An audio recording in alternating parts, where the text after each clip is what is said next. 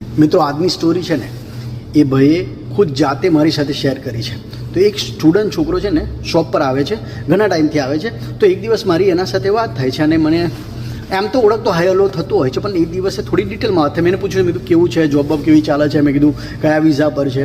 તે મને કહે છે કે સ્નેહલભાઈ હું છે ને અહીંયા સ્ટુડન્ટ વિઝા પર છું. અને મેં એને પૂછ્યું, મેં કીધું સ્ટુડન્ટ વિઝા પર છે તો મેં કીધું બરાબર ચાલે છે? તો કે ના, કે સ્નેહલભાઈ શું કહું તમને, હું જ્યાં કામ કરું છું ને ત્યાં મને એટલું બધું કામ કરાવે છે, એટલું બધું કામ કરાવે છે, ગધેડાની પેટ વૈતરાઓ કરાવે છે અને મને કલાકના 6 જ પાઉન્ડ આપે છે. મેં કીધું 6 જ પાઉન્ડ એટલે મેં કીધું યાર, તો પછી મેં કીધું જોબ બદલી કાઢ. કે સ્નેહલભાઈ બધે જ કાગડા કાઢે છે, બધે જ કાગડા કાઢા છે. અને સ્ટુડન્ટ હોય તો તમને ખબર છે સ્ટુડન્ટે કેવી પરિસ્થિતિમાંથી ગુજરવું પડે છે. 20 અવર્સ લીગલી ને બીજી રીતે તમે જોબ કરો છો. પણ અહીંયા કહેવાનો મારો ભાવાર્થ એ છે કે સ્નેહલભાઈ અત્યારે 12 પાઉન્ડ ને 21 પેની જેવો કલાકનો પગાર ચાલે છે, એ લોકો 6 પાઉન્ડ આપે છે.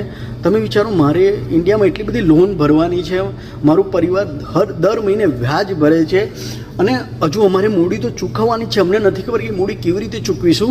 અને અહીંયા હું એટલું બધું કામ કરું છું ને મને વળતર નથી મળતું, તો ખરેખર એટલું બધું દુઃખી થઈ જાઉં છું. અને મારા દિલમાંથી છે ને, હું જે મારો માલિક છે એના માટે એટલી બધું વાર નીકળે છે ને, વાત જ ના પૂછજો. કે હું રોજ ભગવાનને પ્રાર્થના કરું કે જે મારો માલિક છે ને, જે મને મારું આટલું બધું શોષણ કરે, મારા જેવા કેટલા લોકોનું શોષણ કરે, ભગવાન એને એવી સજા આપે ને કે એની પાસે જમવાની થાળી પડી હોય અને એ જમી ના શકે.